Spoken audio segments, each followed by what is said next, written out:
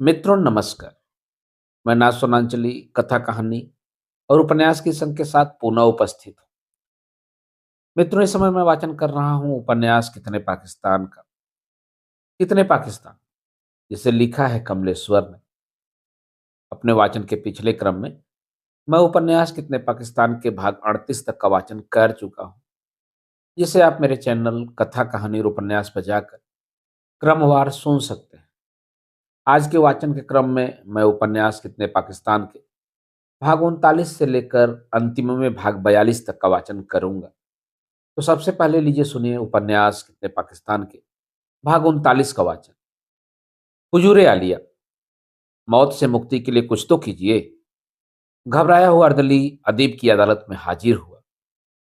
उधर धनवंतरी सुरपुक का जीएसुद्दू जीवनौषधि पर एकाधिकार किए बैठा है। इधर संसार की तमाम प्रयोगशालाओं में भीषणतम और अधिकतम मौत का उत्पादन शुरू करने की होड़ लग गई है। सफल परीक्षण के बाद अब युद्ध में रत राजनीतिक सत्ताएं मौत का थोक उत्पादन करना चाहती हैं। कुछ कीजिए दिव्यालिया, नहीं तो ब्रह्मांड से पृथ्वी का नामो निशान मिट जाएगा। क्या कह रहे हो तुम? अदीब ने चिंता से कहा। मैं ठीक कह रहा हूं हुजूर। मैं अभी मोंतेजुमा की मजलिस से जानकारी लेकर आया हूं। लोस अलामोस की प्रयोगशाला में अब परमाणु और हाइड्रोजन बमों का निर्माण चल रहा है। ओपेनहाइमर, जॉन मैनली, टेलर और फर्मी सृष्टि संहारक बमों के निर्माण में लगे हैं। जर्मनी तो अब लगभग हार चुका है। रूसी सेनाओं ने हिटलर के घुटने तोड़ दिए हैं। वह कभी भी समर्पण कर सकता है। तब बम की क्या जरूरत है? अदीम ने पूछा। युद्ध का जुनून कुछ भी करवा सकता है। और हालांकि जर्मन वैज्ञानिक वीज साकर और हाइजनबर्ग हिटलर से सहमत नहीं है, पर वे घोर राष्ट्रवादी हैं। इसलिए वे जी जान से जर्मन बम विकसित करने में लगे हुए हैं।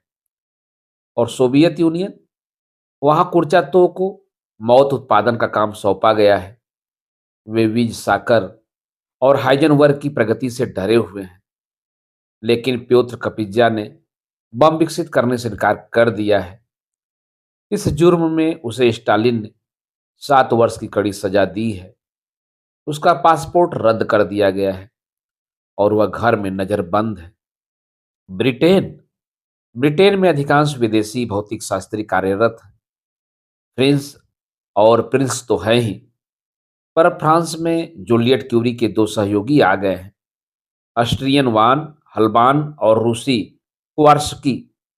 वैसे कपिचा की तरह ही शरणार्थी भौतिक विज्ञानी मैक्स बोर ने अब बम पर काम करने से इनकार कर दिया है। बमों को कपित्जा और बोर्न मानव और जीवन विरोधी मानते हैं। अदीम ने राहत की सांस ली। कम से कम कोई तो जिंदगी का साथ दे रहा है। और तभी निकट अतीत का लहूलुहान इतिहास लौट आया।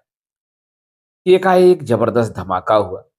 पृथ्वी कांप उठी, जैसे कोई विशाल उल्कापिंड पृथ्वी से टकराया हो। धूल, धुआं, हाहाकार, अग्नि की लपटें, जलती हवा, सूर्य के तापमान से स्पर्धा करता तापमान, विषैले विकिरणी वृत्त में फैलता रेडियोधर्मी पारावार, धरती की फटी धमनियों से निकलती रक्त की नदियां। सारा संसार सकते में आ गया। अखबारों के लहूलुहान और झुलसे हुए समाचार चीखने लगे। 6 अगस्त 1945, अमेरिका द्वारा हिरोशिमा पर एटमी हमला। पृथ्वी पर प्रलय, पूरा शहर तबाह। 150 मील दूर खड़ी एक अंधी लड़की ने कहा, मैंने जलता हुआ सूरज देखा। एटम बम की तबाही से बेखबर घर लौटने वाले एक नागरिक ने कहा, घर तो कहीं था ही नहीं। हिरोशिमा मेरे पश्चिमी जापान का सबसे बड़ा रेलवे स्टेशन था। न मालूम वह स्टेशन कहाँ आलोप हो गया। उत्तर, पूर्व और दक्षिण में हरे जंगल और पहाड़ थे। न मालूम वे कहाँ अदृश्य हो गए। यहाँ तो मेरा शहर है ही नहीं। कहीं मैं घर का रास्ता भूलकर गलत जगह तो नहीं आ गया? नहीं, तुम गलत जगह नहीं आए हो। नागासाकी पर 9 अगस्त 1945 को गिरने वाले हाइड्रोजन बम ने उसे बताया। अब तुम अपने नागासाकी शहर को भी नहीं पहचान पाओगे। दहशतजदा अदीब ने चीख कर अपने कानों में रुई ठोस ली, आंखें बंद कर ली। अर्दली ने बदहवासी में अदालत का दरवाजा बंद कर लिया। तभी दरवाजे पर तेज दस्तक हुई। घबराए अर्दली ने अदीब को देखा। अदीब ने आंखें खोलते हुए कहा, आने दो। और अदीब ने देखा, वही छत बिच्छत हिरोशिमा फिर सामने खड़ा था। अदीब ने उसे देखा, रिश्ते पीयू को देखा। तुम फिर लौट आए। मुझे लौटना ही था, क्योंकि मैं आपको अपने पुराने जख्म नहीं दिखा सका था। जो मैं न्याय पाना चाहता था मुझे नहीं मिल सका है। तो अब क्या किया जाए? तबाही बर्पा करने वाले इन बमों को जिन वैज्ञानिकों ने बनाया है, और वे सारे राजनेता जिन्होंने इन्हें चलाया है, वे अभी तक खुले घूम रहे हैं। उनकी कोई सजा तो तजवीज कीजिए, नहीं तो उनके हौसले बेकाबू हो जाएंगे। और अर्दली उन अपराधियों में से एक एक को बाइज्जत उपस्थित करने लगा। अमेरिकी प्रेसिडेंट रूजवेल्ट अपना थ्री पीस सूट संभालते हुए आए। टूमैन बड़ी अकड़ के साथ अपनी टाई की गांठ ठीक करता हुआ दाखिल हुआ। उसी के साथ मैनहट्टन प्रोजेक्ट का सर्वे सर्वा नौकरशाह ग्रोव्स अपनी बाहर निकलती तोत को संभालता हाजिर हुआ। सारे अणु वैज्ञानिक भी मौजूद थे। ओपनहाइमर था, फर्मी और टेलर था, आर्थर कोम्पांटन और कोर्नेट के साथ जिलार्ड भी था। उन सबको देखते ही हिरोशिमा चीख उठा। यही हैं वह सब राक्षस, हत्यारे, मानवीय सभ्यता और संस्कृति के अक्षम्य दुश्मन। चीखते हुए हिरोशिमा ने अमेरिकी प्रेसिडेंट ट्रूमैन का गला पकड़ लिया। अर्दली ने जैसे तैसे उसे अलग किया। ट्रूमैन की सारी पोशाक हिरोशिमा के रिश्ते पीयू से लिथड़ गई। अदालत खचाखच भरी हुई थी। पहले एटमी परीक्षण में मरने वाली तितलियों के पंख मौजूद थे। दम तोड़ते मूंगे और मोती भी बैठे थे। छत बिच्छत जलपुष्प एक और खड़े थे, और जल कन्याएं फफोलों से ग्रस्त अपने शरीर पर तुलसी के पत्तों से हवा करती मौजूद थी। यह मामला तो सीधे सीधे नृशंस मानव हत्या का है, क्योंकि अमेरिकी प्रेसिडेंट ट्रूमैन के पास एटमी हमले का कोई कारण और औचित्य नहीं था। ट्रूमैन, उत्तर दो। भूमध्य सागर में मुसोलिनी ध्वस्त हो चुका था। सोवियत सेनाओं के सामने हिटलर और उसका बर्लिन घुटने टेक चुका था। हिटलर अपनी प्रेमिका युवा ब्राउन के साथ आत्महत्या की तैयारी कर चुका था, और जापान समर्पण के लिए तैयार था। तब तुम्हें इतने मारक और संहारक अणु और हाइड्रोजन बमों द्वारा आक्रमण करने की क्या जरूरत थी? यह हमारा सैनिक फैसला था, ट्रूमैन ने कहा। लेकिन तुम्हारे सैनिक तंत्र ने तो आक्रमण के लिए टोक्यो, योकोहावा, ओसाका, कोबे, नयोया, अवाता और क्योतो चुना था। वह क्योतो जहां जापान का सम्राट रहता था। वह एक विवादास्पद सवाल था। मैं प्रेसिडेंट रूजवेल्ट की मृत्यु के बाद युद्धरत अमेरिका का प्रेसिडेंट बना था। तब तुम केवल 9 दिन पुराने प्रेसिडेंट थे, जब तुमने जापान पर आणविक आक्रमण का यह अत्यंत महत्वपूर्ण फैसला लिया था। यह सही है। अणु बम की जरूरत तो तुम्हें जर्मनी के विरुद्ध थी, फिर तुमने इसे जापान पर गिराने का फैसला क्यों ले लिया? इसके दो कारण थे। पहला तो यह कि हम नहीं चाहते थे कि परास्त जापान पर सोवियत रूस का कब्जा हो। हमने 6 अगस्त को हिरोशिमा पर अणु बम गिराया था। हम पराजित जापान को अपने अधिकार में रखना चाहते थे। लेकिन 8 अगस्त को जापान के खिलाफ युद्ध घोषणा करके रूस ने मंचूरिया पर आक्रमण कर दिया था। रूस को रोकने और जापान की सत्ता पर मौत का खौफ तारी करके हम अपने बमों की ध्वंसात्मक तबाही का अंदाज भी लेना चाहते थे। इसके लिए तुम यह प्रयोग किसी सागर, मरुस्थल या पर्वतीय प्रदेश में भी कर सकते थे। मैं सैनिक और अर्धसैनिक फैसलों में दखल नहीं देना चाहता था। वैसे भी हम पहला परीक्षण न्यू मैक्सिको के मरुस्थल में कर चुके थे। इसलिए इसलिए इसलिए कि सैनिक तंत्रों की बमों की मानव मृत्यु क्षमता के आंकड़े जमा करने थे।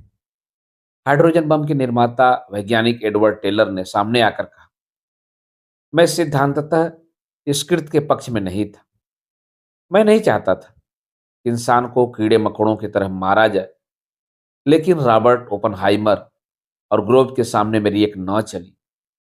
मैं खुद अपने आविष्कार की भयावहता और मारक क्षमता के संभावित परिणामों को लेकर पछता रहा था। तो फिर तुमने हाइड्रोजन बम विकसित ही क्यों किया था?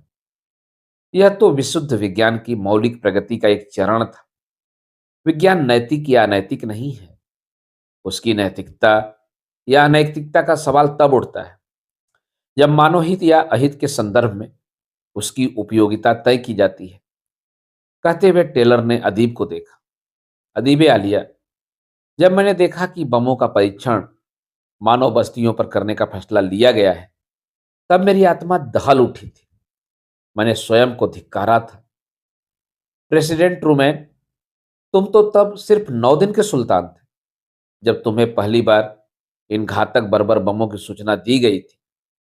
क्या तुम्हारी आत्मा पर नैतिकता ने कोई दस्तक नहीं दी थी? ट्रूमैन नजरें बचाते हुए इधर उधर देखा। उसके पास कोई उत्तर नहीं था। यह अमानुषिक और बर्बर फैसला इन 3 राक्षसों ने लिया था। इसने, इसने और इसने।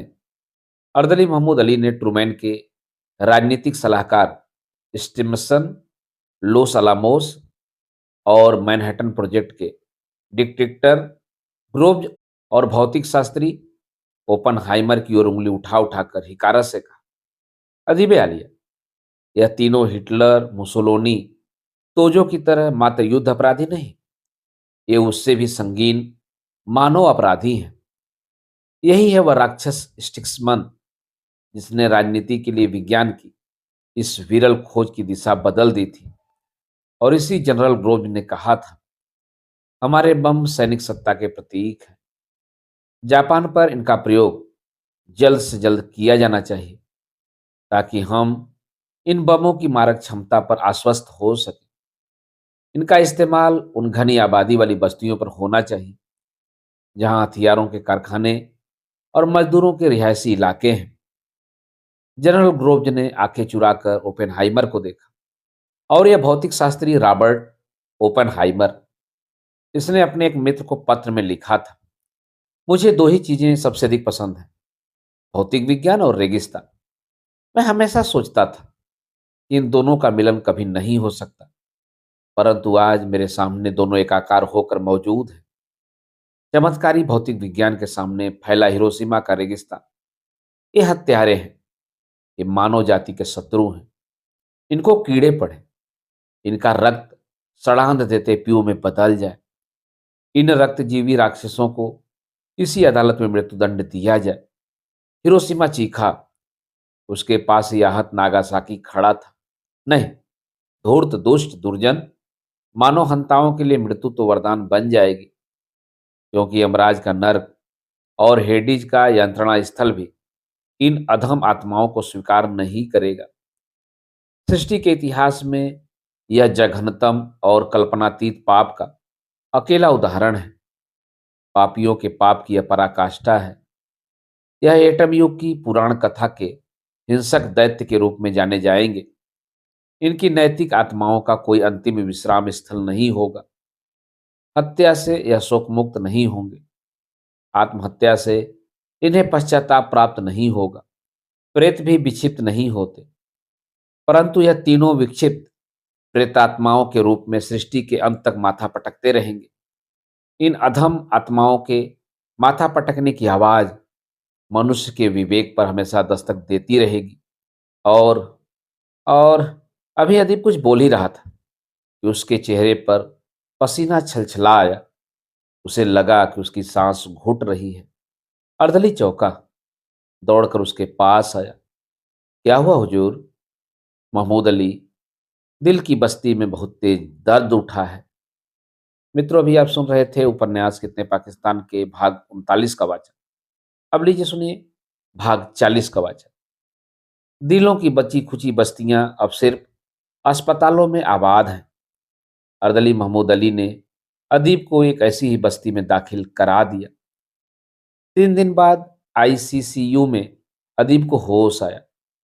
उसे लगा कि वह किसी तैरते हुए द्वीप की नरम धरती पर लेटा हुआ है। फिर कुछ और होश आया। सामने दीवार पर एक तस्वीर थी, बड़ी बड़ी इमारतों की बस्ती। उस तस्वीर में सामने की जमीन खाली थी। उस खाली जमीन में झोपड़ी नुमा एक कोठरी थी, ऊंची ऊंची आलीशान इमारतों के बीच। वो ऐसी लग रही थी जैसे शमशान में कोई अधजली लकड़ी पड़ी हो। फिर उसे थोड़ा और होश आया।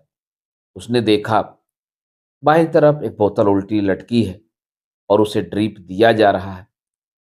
तभी मैट्रन नर्स का ध्यान उसकी तरफ आकर्षित हुआ। वह मुस्कुराती हुई मरियम की तरह उसके पास आई और माथे पर प्यार भरा हाथ रखकर बोली, so you are now awake, that's good. मैं कहाँ हूँ सिस्टर? आईसीसीयू में। ओह, मैं कब से सो रहा था? पिछले 3 दिनों से। इस बोतल में क्या है सिस्टर? आपका ब्लड प्रेशर बहुत लो हो गया था, उसी के लिए ड्रिप दे रहे हैं। कब से? कल शाम से। कल शाम से? ओह, ड्रिप? क्यों? इसकी जगह आप विस्की की बोतल लटका देती, ब्लड प्रेशर आधे घंटे में नॉर्मल हो जाता। सिस्टर बेसाख्ता हंस पड़ी। आईसीसीयू में पहली बार इतनी तेज हंसी सुनकर नर्सों ने उसे ताजुब से देखा और वे भी मुस्कुराने लगी। यह पेशेंट बहुत जल्दी अच्छा हो जाएगा, मेट्रन ने साथी नर्सों से कहा। He is not worried about his hurt. फिर आईसीसीयू में रहते हुए भी उसके तमाम टेस्ट चलते रहे। उससे मिलने के लिए उसकी पत्नी को सिर्फ 15 मिनट का वक्त दिया जाता था। उसी वक्त में कभी उसकी बिटिया मानू भी आ जाती थी। खाने का तो सवाल ही नहीं था। अस्पताल में बाहर का पानी तक अलाउड नहीं था। लेकिन गायत्री अपने पर्स में जैसे तैसे एक चिकन पैंटी छिपाकर लाती थी और उसे खिला जाती थी। अदीब को अनंत और मिंटी की याद आती थी तो वह लोग नीचे सड़क पर गाड़ी खड़ी करके उसकी छत पर दोनों बच्चों को बैठा देता था। वे अपने नाना को देख तो नहीं पाते थे, पर अपने मासूम और पवित्र हाथ हिला हिलाकर शुभकामनाएं देते रहते थे। वैसे अदीब अभी भी आईसीसीयू में था और उसे यह एहसास हो गया था कि सामने वाली दीवार किसी तस्वीर की दीवार नहीं, बल्कि एक हकीकत थी। आलीशान इमारतों के बीच मैदान में खड़ी वह एक झोपड़ी नुमा कोठरी।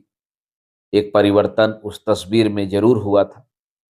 शीशे के चौखट में कभी जब शायद बाहर हवा चलती थी तो गुलमोहर की एक साख सुर्ख फूलों के साथ फ्रेम में आती, हाथ हिलाती और चली जाती थी। पड़े पड़े वह सोचने लगा, पहले घर छोटे हुआ करते थे, घरों पर पेड़ों की छाया हुआ करती थी। अब इमारत बड़ी और पेड़ बहुत छोटे।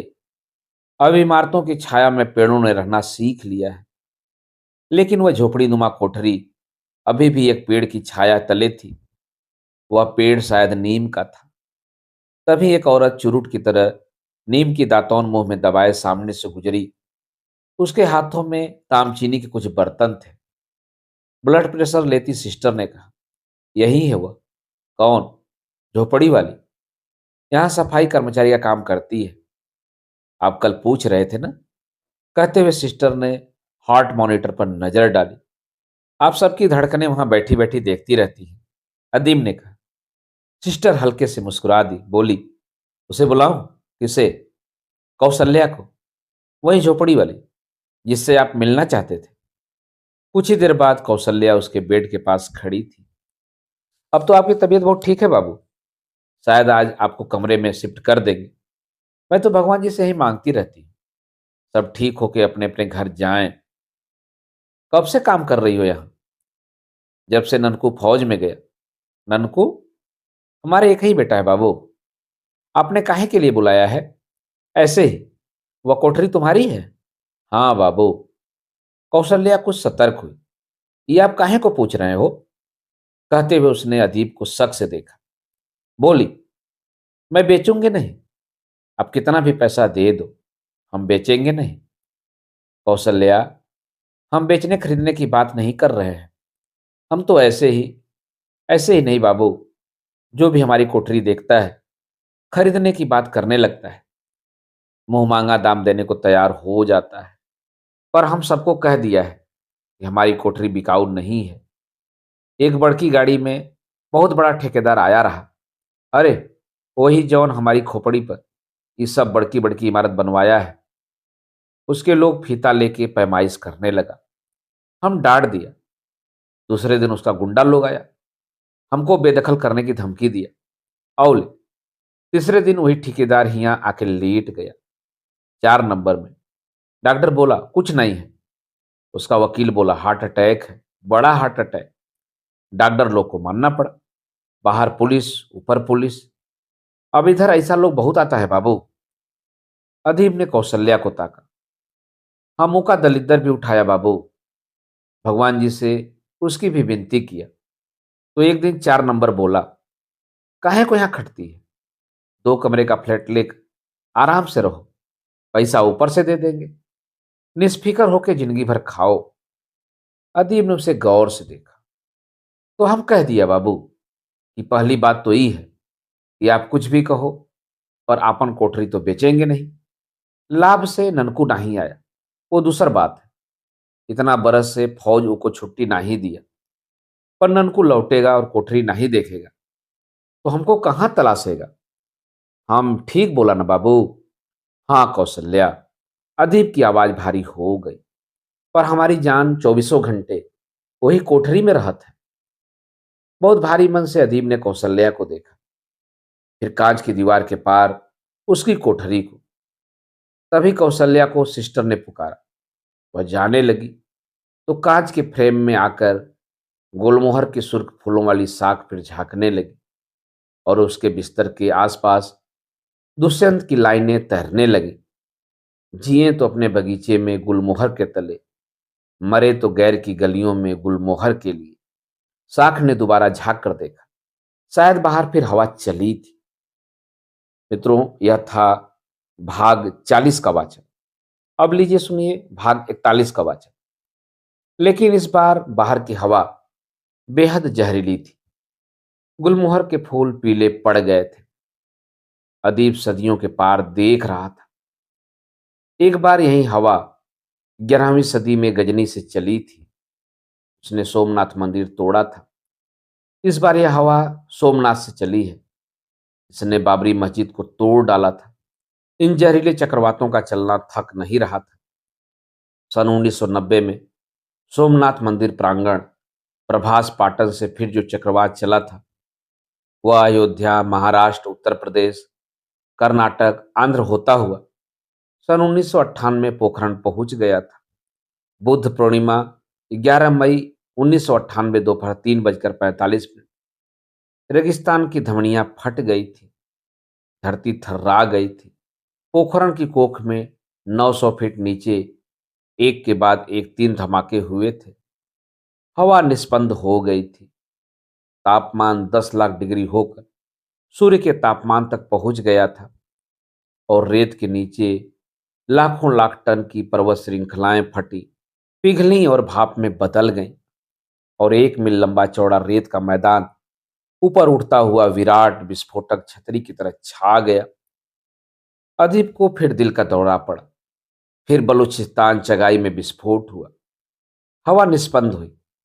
पहाड़ों की धमनियां फटी। तापमान 10 लाख डिग्री तक पहुंचा, और चगाई के पहाड़ सफेद राख के टीलों में तब्दील हो गए। फिर पोखरण में एक और विस्फोट हुआ। फिर चगाई में एक और विस्फोट हुआ। अदीब को इस बार दिल का जबरदस्त दौरा पड़ा। अदर ही दौड़ा दौड़ा आया, हुजूर, क्या फिर वही हुआ? हाँ महमूद अली, इस बार दर्द तो कम है, पर लगता है दिल की बस्ती राख हो गई। बदहवास सलमा आई, चिल्लाती पूछती हुई, अदीब, यह तो बताओ, मेरे नाना का क्या हुआ होगा? लेकिन अदीब की हालत देखकर वह सहम गई। आखिर फिर उसे आईसीसीयू में पहुंचा दिया गया। उसे नहीं मालूम कि वह कितने दिन बेहोश रहा। बेहोशी टूटी तो उसकी नींद में एक सपना आया। सांपग्रस्त ओपनहाइमर की विक्षिप्त प्रेतात्मा सर पटकती थी, फिर हंसती थी। उसकी आंखें खुली। शरीर पसीने से नहाया हुआ था। सलमा ने संभाल कर तौलिए से उसका बदन पोंछा। सिस्टर ने आकर दवा की खुराक दी। फिर सलमा ने बहुत धीमे से उसका हाथ थामते हुए कहा, एक बात बताऊं? अदीब ने उसकी तरफ देखा। इन दिनों मैं एक अजीब सा सपना देखती हूँ। अदीब ने परेशानी सी महसूस की, लेकिन आंखों की पलकें झपकाकर जैसे हाँ कहा। मेरे सपने में बार बार एक प्रेतात्मा आती है। कुछ देर वह सर पटकती है, फिर हंसती है। अदीब ने उसे देखा, फिर अटकते हुए कहा, सपना तो एक ही है सलमा, लेकिन लगता है अब सपनों की ताबीर बदल गई है। कि एकाएक अश्रु वैद पागलों की तरह आकर खड़ा हो गया। अरे तुम कैसे हो? ठीक हूं, अश्रु वैद ने कहा। आपको तो याद होगा, मैं आंसुओं की जगह पसीना इकट्ठा करने लगा था, पर अब मैं पसीने की जगह सपने जमा करने लगा हूं। खंडित, आधे अधूरे सपने। अच्छा, यह जरूरी भी है, पर तुम उन्हें रखते कहाँ हो? वहीं जहां प्रमुथु ने बताया था, अग्निबन की दूसरी ओर, सूर्य के अस्ताचल के उस ओर, जहां स्वप्नों की नगरी है। यह तुमने अच्छा किया। कुछ देर अदीब कुछ सोचता रहा। सिस्टर बीपी लेने आई तो उसने पूछा, कौशल्या नहीं दिखाई दी? वो अपने बेटे की तलाश में उधमपुर छावनी गई है। उसकी झोपड़ी वो उस तरफ है, यहां से नहीं दिखाई देती। बीपी नोट करके सिस्टर ने बताया, हम कुछ देर बाद आपको कमरे में शिफ्ट कर देंगे।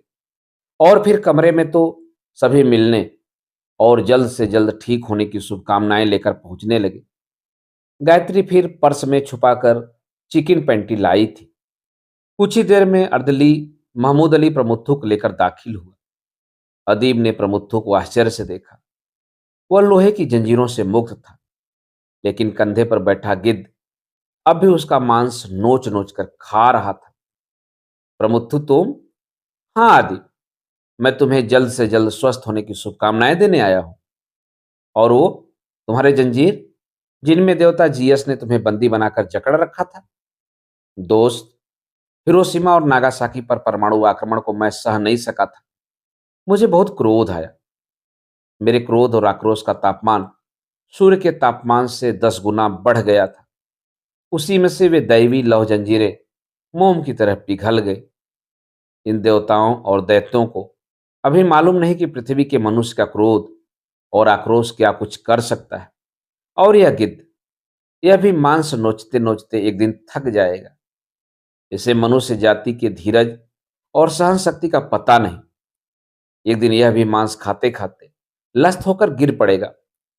उस दिन मैं जाकर नील नदी में स्नान करूंगा, फिर डैन्यूब नदी को, हिरोशिमा की ओटा नदी और नागासाकी की खाड़ी में नहाकर उसे पवित्र करूंगा।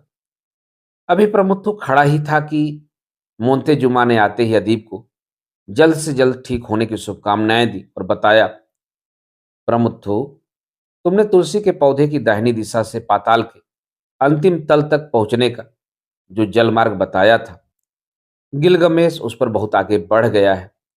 वह किसी भी समय स्वप्न नगरी पहुंच सकता है। वहां पहुंचते ही वह धन्वंतरी स्वरूपु के युसुद्धू को जरूर तलाश लेगा। हिरोशिमा और नागासाकी भी आ गए थे। वे अदीब से मिलकर वापस जापान जाना जा रहे थे। वे अदीब से मिलकर वापस जापान जा रहे थे। तुम लोग अकेला मत महसूस करना। धन्यवाद। और फिर अब तो तुम्हारे अश्रु वैद ने हमारी आंखों में कुछ सपने पैबस्त कर दिए हैं। उन्हें यह न जाने कहां कहां से मृतकों की आंखों में से जीवित बचा के लाया था। अच्छा, तो मैं अभी चलूं? मोंतेजुमा ने अदीब के पास आकर कहा। तो तुम भी चले जाओगे? नहीं, जाने का मतलब यह नहीं कि मैं अपने देश लौट जाऊंगा। नहीं, मैं यहीं रहूंगा। यही एक अकेली सभ्यता है जिसने अपने आदिम आदिवासियों को जीवित रखा है। यहां मैं जी सकूंगा। शाम होने लगी थी तो अर्दली महमूद अली ने एक सिस्टर के साथ आकर बताया, एक मोहतरमा आपसे 2 मिनट के लिए खासतौर से मिलना चाहती है। मोहतरमा? उसने आश्चर्य से पूछा। जी हाँ, वो भी यहीं आप ही के साथ पहले आईसीसीयू में थी। आज उन्हें छुट्टी दे दी गई है। वह भी यहीं आईसीसीयू में थी? हल्के से मुस्कुराकर अदीब ने कहा। ताजुब की बात है। यानी मेरे और उनके दिल साथ साथ धड़कते रहे हैं। उनका स्वागत है। और उन मोहतरमा ने जैसे ही कमरे में कदम रखा तो सब कुछ महक उठा। अदीब भौचक्का रह गया। विश्वास ही नहीं कर सका। जी आप? जी, मैं पाकिस्तान से आई हूँ। मेरा बेटा यहाँ पाकिस्तानी हाई कमीशन में सेक्रेटरी कल्चर एंड इंफॉर्मेशन है। हिंदुस्तान देखने का बहुत मन था। इस बार वह मुझे भी ले आया। बहुत कुछ कहना चाहता था, पर ना जाने पर न जाने कौन सा संकोच उसे रोक रहा था। जी, यहाँ आई तो 1 महीने तो खूब घूमी-घामी। कहीं आप अदीब का गला सूखने लगे। मैं कानपुर भी गई। स्टेशन बहुत बड़ा हो गया है, बदल भी गया है। बड़ा ज़रूर हो गया है, लेकिन बदला तो कुछ भी नहीं है। अदीब ने उनसे इतना कह के खुद अपने लिए कहा, मेरे लिए एक रुमाल अब भी वहाँ गिरता है। कानपुर से लौटी तो दिल का दौरा पड़ गया। बेटे ने यहाँ दाखिल करा दिया। अदीब बेसाख्ता चीख पड़ना चाहता था, विद्या, विद्या, विद्या। लेकिन उसने अपनी उस सांसें रोकते हुए पूछा, आपके साहबजादे कहाँ हैं? जी, वह बिल का पेमेंट करने गया है। अभी आएगा तो मिलवाऊंगी। वैसे पाकिस्तानी रिसालों में आपकी कहानियां कभी कभी छपती रहती हैं। मैं पढ़ती थी तो लगता था शायद आप वही हैं। वही? परी धीरे से मुस्कुरा दी। न जाने आपको मिला या नहीं। शुरू शुरू में मैंने आपको एक खत भी लिखा था। बचपने से भरा खत था वह। खत मुझे मिला था। जहे नसीब। नहीं तो पते तो इतने फट गए थे, इस कदर बदल गए थे कि पैगाम तो छोड़िए, सलाम तक भी नहीं पहुंचता। उसी समय उसका बेटा भी आ गया। परी ने मिलवाया। परवे मेरा बेटा। और परवे, आप वही अदीब हैं जिनकी एक कहानी मैंने तुम्हें पढ़वाई थी। आदाब। आदाब। परी कुर्सी से उठी तो उसका रुमाल नीचे गिर गया था। अदीब ने देखा, रुमाल फिर गिरा था। उसने इशारा करते हुए कहा, आपका रुमाल। शुक्रिया। कहते हुए परी ने रुमाल उठाया, खुदा हाफिज कहा और बेटे परवेज के साथ बाहर चली गई। अदीब देखता रह गया। वह कहना और पूछना चाहता था कि पोखरण के बाद हमारे सारे मोर या तो खत्म हो गए या देश छोड़ के चले गए, लेकिन क्या चगाई के बाद तुम्हारे खजूर के पेड़ों पर मधुमक्खियां अभी भी आती हैं? यह वाचन का क्रम था 41। अब सुनते हैं कितने पाकिस्तान के अंतिम भाग, भाग 42 का वाचन। मधुमक्खियां, मोर, कपोत, बुलबुल, गौरैया, खंजन, नीलकंठ, पपीहा, लाली, तितलियां और जुगनू अब हमारे चौबारों और छतों के मुंडेरों पर कभी नहीं आएंगे। अंधा कबीर कह रहा था। फिर उसने अपना एक तारा उठाया और गाने लगा, वैष्णो जन तो तेरे कहिए, जे पीर पराई जाने रे। कुछ देर तक वह गाता रहा। फिर उसने सफेद छड़ी उठाई और चल पड़ा। उसके कंधे से एक भीगा हुआ झोला भी लटका था। उसमें से गंदले पानी की एक आध बूंद जब तब टपक पड़ती थी। अदीब ने उसे ताजुब से देखा, कदम बढ़ाकर बराबर में पहुंचा, दरियाफ्त किया, कबीर तुम कहाँ जा रहे हो? बांद्रा मस्जिद या माउंट मेरी? वहां नहीं, मैं इस बार लंबे सफर पर जा रहा हूं। पहले पोखरन जाऊंगा, फिर चगाई। अदीब ने उसे आश्चर्य से देखा, पूछना चाहा, क्यों? कबीर ने उसका प्रश्न टाड़ लिया और खुद ही उत्तर दे दिया, कुछ पागल लोग हैं जो पोखरण में शक्तिपीठ की स्थापना करना चाहते हैं। विस्फोट की जहरीली राख रज की तरह बांटना चाहते हैं। तुमने अखबारों में देखा नहीं? यह सब उन्हीं धर्मांध पागलों के चेहरे हैं जिन्होंने कई साल पहले सोमनाथ से रथ यात्रा निकाली थी और वहां से चलकर बाबरी मस्जिद गिराई थी। लेकिन तुम, तो मेरा मतलब है, अंधा हूं यही ना? अंधा होने के कारण ही मैं सब कुछ साफ साफ देख लेता हूं। लेकिन तुम वहां जाकर करोगे क्या? तुम कर क्या सकते हो? मेरा मतलब है वहां जाने का मकसद। वहां जाकर मैं वृक्ष लगाऊंगा। वृक्ष? हाँ, बोधि वृक्ष। मेरे इस झोले में उसी का पौध है। बोधि वृक्ष की जड़ें नीलकंठ की तरह सारा विष पी लेती हैं। पहला बोधि वृक्ष मैं पोखरण में लगाऊंगा, फिर सरहद पार करके दूसरा वृक्ष मैं चगाई की पहाड़ियों में लगाऊंगा। तो मैं चलूं? अदीब ने उसे देखा। पहले कबीर की सफेद छड़ी ने कदम उठाया, फिर उसके पैर चल पड़े। मित्रों, अभी आप सुन रहे थे उपन्यास कितने पाकिस्तान के आखिरी भाग, भाग 42 का वाचन मेरे अर्थात नासुनांचली के स्वर में। मित्रों, यही उपन्यास कितने पाकिस्तान समाप्त हुआ। आपको यह उपन्यास कैसा लगा? कमेंट बॉक्स में अपनी प्रतिक्रिया अवश्य दीजिएगा। तो मिलते हैं दोस्तों एक नए उपन्यास, कहानी और किस्से के साथ। जुड़े रहिए कथा, कहानी और उपन्यास के साथ। धन्यवाद। नमस्कार।